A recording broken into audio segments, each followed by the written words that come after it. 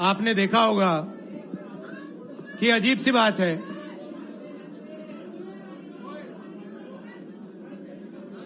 BJP की जो पूरी मूवमेंट थी राम मंदिर की, अयोध्या की मूवमेंट थी। सही बात। शुरुआत अडवाणी जी ने की थी, रथ यात्रा हुई थी, उसमें आपने अडवाणी जी को रथ पे देखा था। कहा जाता है कि नरेंद्र मोदी जी ने उस यात्रा में अडवाणी जी की मदद की थी। इनकी शुरुआत वहां हुई, राइट? ठीक है। रथ यात्रा चली और पार्लियामेंट में मैं सोच रहा था कि उन्होंने राम मंदिर का इनॉग्रेशन किया और राम मंदिर के इनॉग्रेशन में अदानी जी दिख गए, अंबानी जी दिख गए, मगर गरीब व्यक्ति वहां कोई नहीं दिखा। आपने देखा होगा, टीवी पे देखा आपने। अब उसका नतीजा बताता हूं। पार्लियामेंट में मैं यहां बैठता हूं, यहां पे अयोध्या के एमपी बैठते हैं। देखा आपने उनका चेहरा? इंडिया गठबंधन के हैं, है ना? मैंने उनसे पूछा कि भैया आप मुझे एक बात समझाओ, ये बीजेपी ने अपनी पूरी पॉलिटिक्स अयोध्या की पॉलिटिक्स थी। चुनाव के पहले इन्होंने राम मंदिर का इनॉग्रेशन किया, राम भगवान को पॉलिटिसाइज करने की कोशिश की, मीडिया में फैला दिया।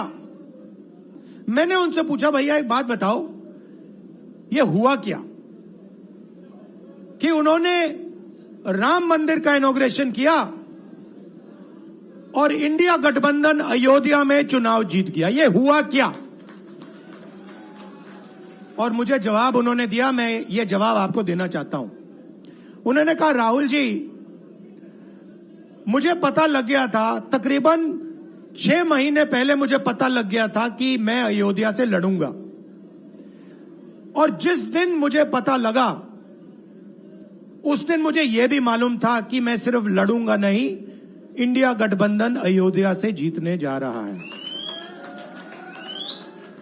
मैंने कहा कि आपको कैसे मालूम? पूरी देश में, मीडिया में, सब जगह राम मंदिर का इनॉग्रेशन हुआ, तो आपको कैसे मालूम? उन्होंने कहा कि राहुल जी, जब मैं अयोध्या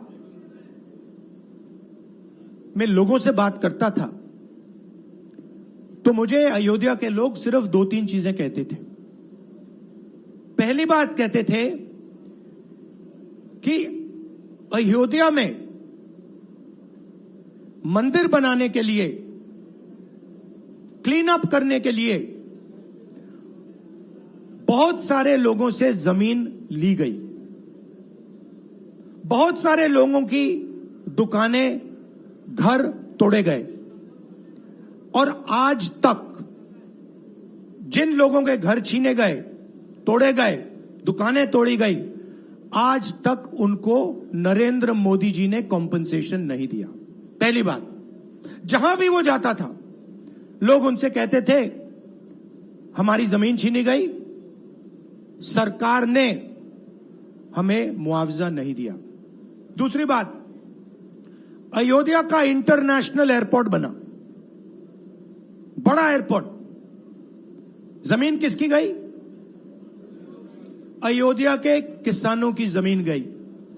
आज तक उनको सही मुआवजा नहीं मिला। और तीसरी बात इन्होंने बताई मुझे, तीसरी बात, राहुल जी, अयोध्या की जनता को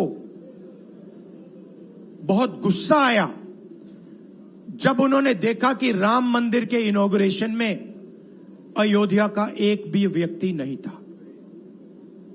यह कारण थे। मगर मैं आपको यह कहानी क्यों बता रहा हूं? क्योंकि जो मूवमेंट अडवाणी जी ने चालू की थी उस मूवमेंट को, जो जिसका सेंटर अयोध्या था, उस मूवमेंट को इंडिया गठबंधन ने अयोध्या में हरा दिया है। बहुत बड़ी बात कह रहा हूं। मतलब इनका पूरा जो सेंटर था, वहां पे हमने, आप जैसे कार्यकर्ताओं ने, कांग्रेस पार्टी के कार्यकर्ताओं ने, और आप जाके पूछिए वहां पे समाजवादी पार्टी के किसी भी नेता से पूछ लीजिए, और वो आपको बताएगा कि कांग्रेस पार्टी का कार्यकर्ता बब्बर शेर जैसे हमारे साथ खड़ा हो गया था, 1 इंच पीछे नहीं हटा। तो अयोध्या में कांग्रेस पार्टी ने, इंडिया गठबंधन ने इनको हराया है। तो अगला स्टेप क्या है? अब इन्होंने क्या किया? अच्छा, अंदर की बात बताता हूं। अब यहां आया हूं, परिवार से बात हो रही, तो अंदर की इनसाइड ट्रैक बता देता हूं। इनसाइड ट्रैक है, उसी एमपी ने बताया, राहुल जी यहां पे 3 बार सर्वे हुआ था। नरेंद्र मोदी जी वाराणसी से नहीं लड़ना चाहते थे, नरेंद्र मोदी जी अयोध्या से लड़ना चाहते थे। उनके सर्वेयर आए, 3 बार आए, नरेंद्र मोदी जी आए, और सर्वेयर ने उनको कह दिया, नरेंद्र मोदी जी अगर आप अयोध्या से लड़ेंगे, आप अयोध्या में हारेंगे। आप अयोध्या में मत लड़िए, क्योंकि अगर आप लड़ गए, आपका राजनीतिक करियर अयोध्या में खत्म हो जाएगा। इसलिए अयोध्या से नहीं लड़े, वाराणसी से लड़े। और वाराणसी में हमने 1-2 छोटी गलती कर दी, नहीं तो वहां उनको निपट लेते हैं। मतलब आप देखिए, अयोध्या में उन्हीं के लोगों ने उनसे कहा कि हारोगे, और काशी में कितने से जीते? 1 लाख वोट से जीते। मतलब जान बचा के निकले हैं। सच्चाई है। जैसे मैंने पार्लियामेंट हाउस में कहा, हमारा काम, ये जो लगा रखा है मैंने आज, ये जो चिन्ह लगा रखा है, इसको क्या कहते हैं? अभय मुद्रा कहते हैं। ये आपका चिन्ह है, इसको भूलो मत।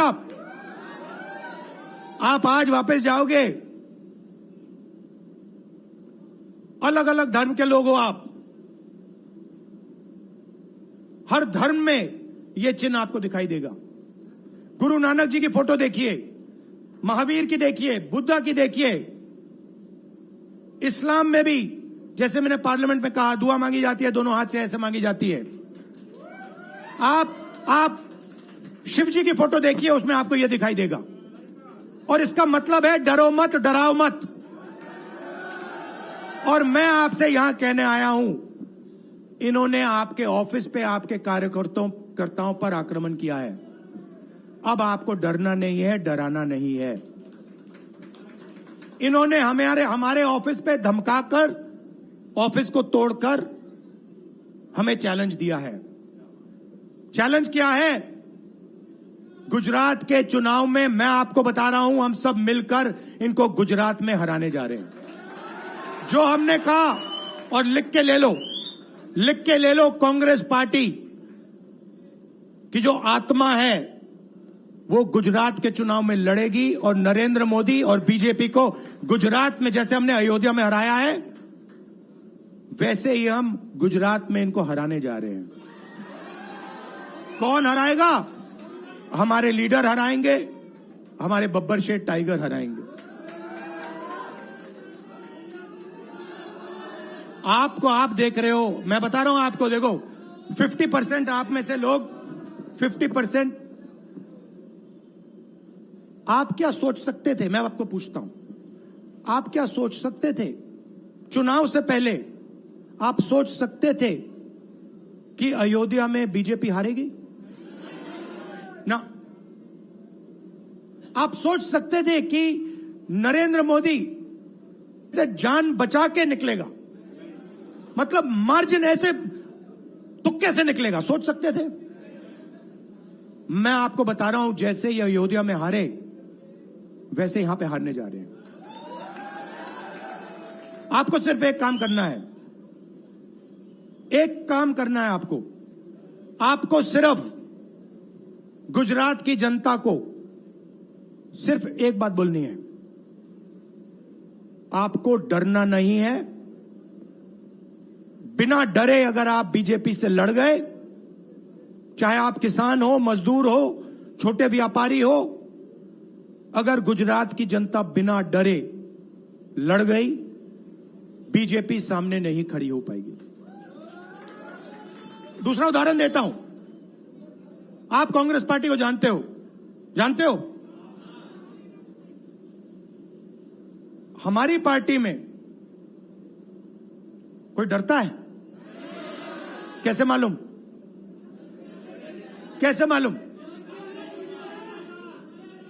हमारी पार्टी में दिल से बात कर देते हैं। बड़ा सा बड़ा हो, राहुल गांधी हो, हमारे पार्टी के लोग कहते हैं राहुल गांधी, मुझसे कहते हैं, मेरे कमरे में आके कहते हैं, राहुल जी ये जो आपने किया हमें अच्छा नहीं लगा।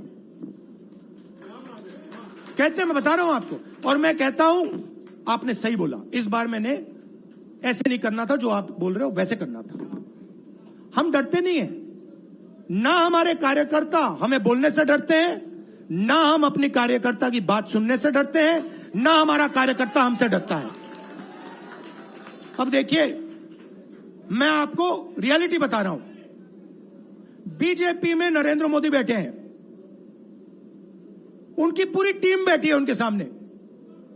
मैं आपको इंटरनल बात बता रहा हूं, उनमें से कोई नरेंद्र मोदी को नहीं चाहता, मगर कोई नहीं चाहता, मतलब पूरी लीडरशिप टीम देख लो, आगे बैठी है। मैं बता रहा हूं आपको, अंदर की बात बता रहा हूं, इनसाइड ट्रैक दे रहा हूं, कोई नहीं चाहता, मगर दम नहीं है, डरते हैं।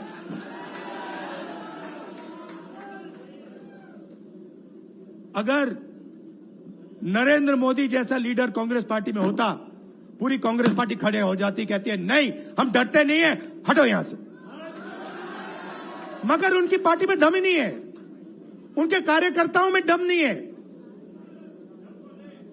आप देखो ना, एक आदमी खड़ा है वहां पे, सबकी हवा निकल गई, मतलब कार्यकर्ताओं की हवा निकल गई, आरएसएस की हवा निकल गई, सारे लीडर्स की हवा निकल गई। सच बोल रहा हूं ना। और हमारे मतलब छोटा कार्यकर्ता होता है, टाइगर होता है, आता है कांग्रेस प्रेसिडेंट के सामने, आता है राहुल गांधी के सामने, आता है, कहता है भैया मेरे दिल में ये बात है, आपको ना लगे मैं तो बोल रहा हूं। तो ये है कांग्रेस पार्टी। अंग्रेजों के साथ ये खड़े हो गए थे सारे के सारे आरएसएस वाले। हम लड़े थे, हमने कहा, देश से हमने कहा था डरो मत, डराओ मत, हमने कहा था। बीजेपी के लोगों ने हाथ जोड़ के कहा था भैया डर गए हम, जो करना है कर लो। तो आप अपनी हिस्ट्री समझो, जो डर की भावना होती है ना, वो आप में नहीं है, उनमें है।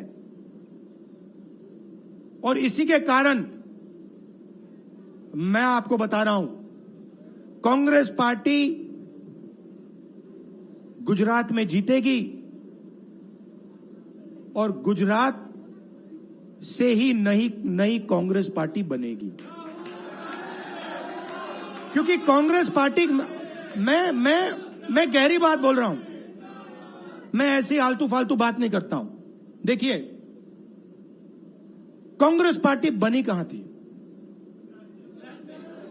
मतलब हमारे जो सबसे बड़े नेता थे, जिन्होंने रास्ता दिखाया था। आप क्या सोचते हो, जब यहां अंग्रेज राज करते थे, क्या डर नहीं था? गुजरात के व्यक्ति ने कहा था, महात्मा गांधी ने देश को कहा कि देखो, डरो मत, डराओ मत। और आग गुजरात से शुरू हुई थी। और आज अगर कांग्रेस पार्टी है, तो वो पार्टी, वो भावना, वो सोच गुजरात से शुरू हुई थी। इसीलिए जब इन्होंने हमारा ऑफिस तोड़ा, मैंने सोचा भैया मौका मिल गया।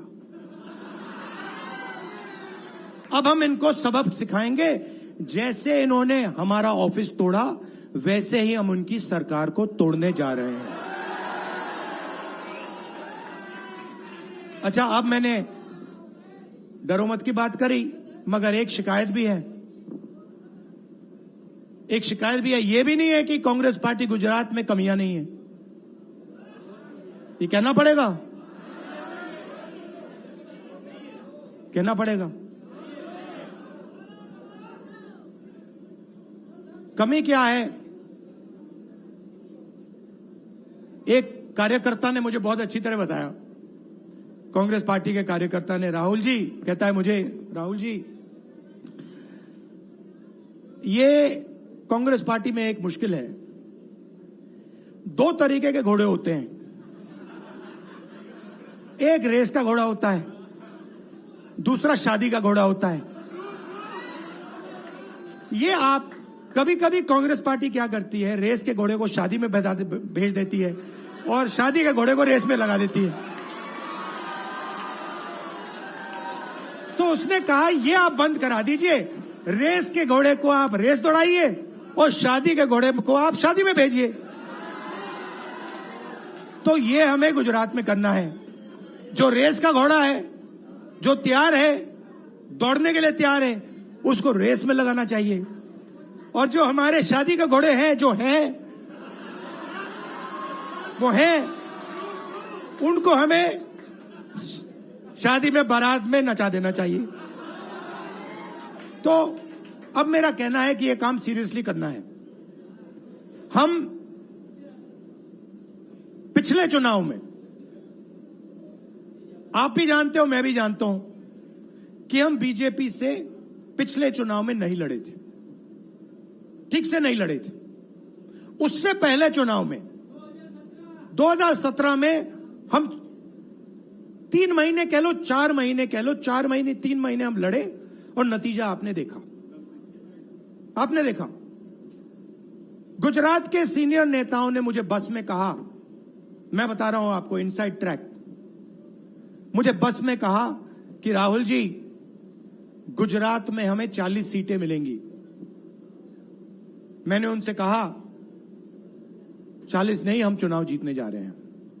और 16 सीट से हम चुनाव हारे। अब 3 साल है, 3 महीने में हम फिनिश लाइन तक पहुंच गए थे। 3 साल में हम फिनिश लाइन को मतलब उधर पीछे छोड़ के निकल जाएंगे। मैं आपको यहां कह रहा हूं कि आप लोग गुजरात में कितने साल बाद, 30 साल हो गए, 30 साल हो गए। मैं आपको बता रहा हूं, मानो ना मानो, आप में से 50% अभी मान रहे हैं और 50% कह रहे हैं नहीं भैया नहीं होगा। जो 50% मान रहे हैं, मैं आपसे बात कर रहा हूं। जो 50% मान रहे हैं, मैं आपसे बात कर रहा हूं। आप लड़ जाओ और ये बाकी 50% बैठे हैं, उनकी माइंड बदल दो, नैया पार हो जाएगी, सरकार बन जाएगी। और मैं आपसे कहना चाहता हूं कि एआईसीसी की टीम, राहुल गांधी, मेरी बहन, सारे के सारे सीनियर लीडर आपके साथ यहां खड़े होंगे, आपके साथ मिलकर इनकी सरकार को तोड़ेंगे। आपने बहुत सहा है, बहुत लाठियां खाई हैं, बहुत अपमान हुआ है आपका, गालियां खाई हैं आपने। अब बहुत हो गया, अब इनको हमें सबक सिखाना है और हम इनको हराने जा रहे हैं। और नफरत से नहीं, मोहब्बत से आप देखना, मोहब्बत से हम इनको हराएंगे। कैसे? क्योंकि नरेंद्र मोदी जी का जो विजन था, वो गुब्बारा जो था वो फट गया है, फटाक से वो फट गया है। आप सोचिए, पार्लियामेंट हाउस में नरेंद्र मोदी वहां बैठे, मैं यहां, और मैंने प्रधानमंत्री जी उनके सामने कहा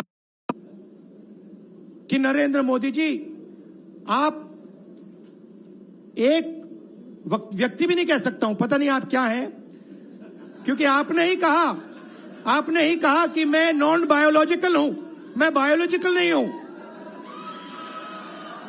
और मेरा सीधा डायरेक्ट कनेक्शन है ईश्वर से। अरे भैया, आपका डायरेक्ट कनेक्शन है ईश्वर से, तो अयोध्या कैसे हार गए? कैसे हार गए? तो हमारे प्रधानमंत्री सोचते हैं कि बाकी सब लोग बायोलॉजिकल, गुजरात की जनता बायोलॉजिकल, गांधी जी बायोलॉजिकल, हिंदुस्तान के किसान मजदूर सब लोग बायोलॉजिकल, और Narendra Modi non biological. Speaker sir ने मुझे कहा, ऐसे मत बोलिए। मैंने कहा, मैं थोड़ी बोल रहा हूं,